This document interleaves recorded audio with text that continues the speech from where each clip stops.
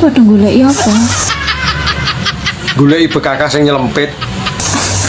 Apa sing digoleki? Ya barang sing delik-delik gitu. Apa sing ini?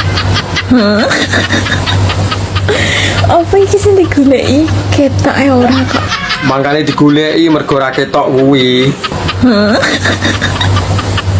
Direwangi panas udan yo nglabui apa? Yo nglabui bekakas sing delik kuwi.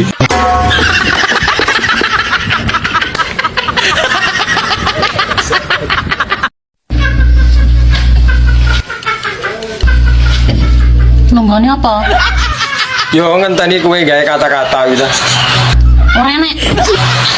Dan to saiki kene lah ngenteni ket mau. Kene ngrasakne dicukur gundul gatel ngene kok. Kon nunggone nggih kata-kata. Ora enek. Ngono kuwi salahmu dhewe. Jebut ra nyapa-nyapa ya mbok ketoki. Lah wong kuwi mbok go mlayu lho, ora bakal ngrimpeti. Kowe apa tau tumon krungu wong tiba gara-gara wis cepet jembut. Lu mbok penanteng nang kono, rasa diketoki, malah ketok ngowoh kuwi. Anjay.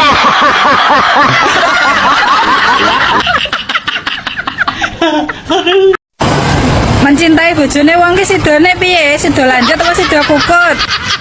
Sido kukut kuwi. Mencintai tok tapi ra iso duweni, ora yo ngenes. Rondo lho pirang-pirang nyapa mencintai bojone wong.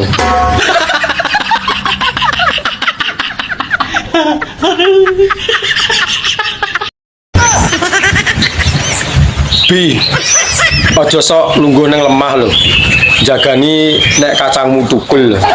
Tukul li rumahmu kacangku ki melet mengisor ta. Ya yo mbah aku lho urung tau roh kacangmu. Anjay.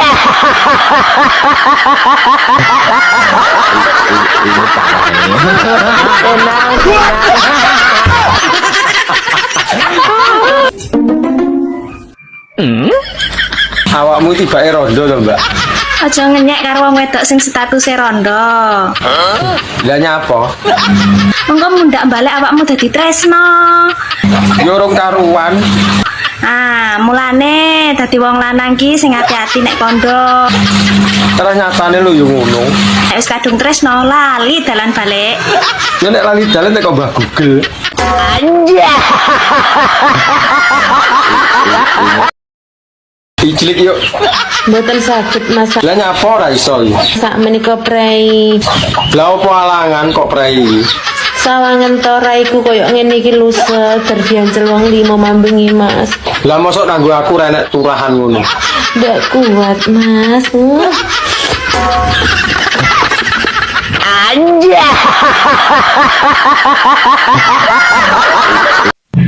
Duwe daging ora sampe sakon ae ngare perkara. Lah iya, ngono iso gawe geger. Lempet pisan. Mambu pisan. Tapi sing tak herani ku lho. Kira nyapa? Wong ora tau kena sengenge ngono rupane kok ya ireng. Lah kuwi mergo plepeken to dina-dina diblebet kok. Kaya lek ra kena sengenge kan ya putih sesik apik. Ping-ping piye ngono ngono.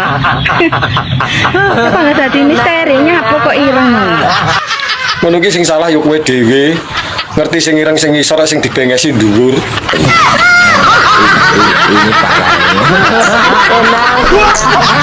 Sing ngomong sekretaris sapa? Kuwi ndemen ning bagian kabak humas. Jatahku ki sing nggon nyetempeli kae lho. Humas kok nyetempeli piye? Ayo bendina kan ya gur ngurusi surat-surat. Surat teko ki tak stempeli. Surat keluar ya tak stempeli. Salah iki apa? Konoan kok mbok setem iki lho. Ngetok iki lho. Ngetoki iki lho. Wis kene cara Jawa ngetoki ngono wae. Lah, iki ra jeneng nek ning kantor ki ra stempel nggih mboten, Mas. Stempel. Dadi mergo saking akeh tak stempeli kabeh. Aduh.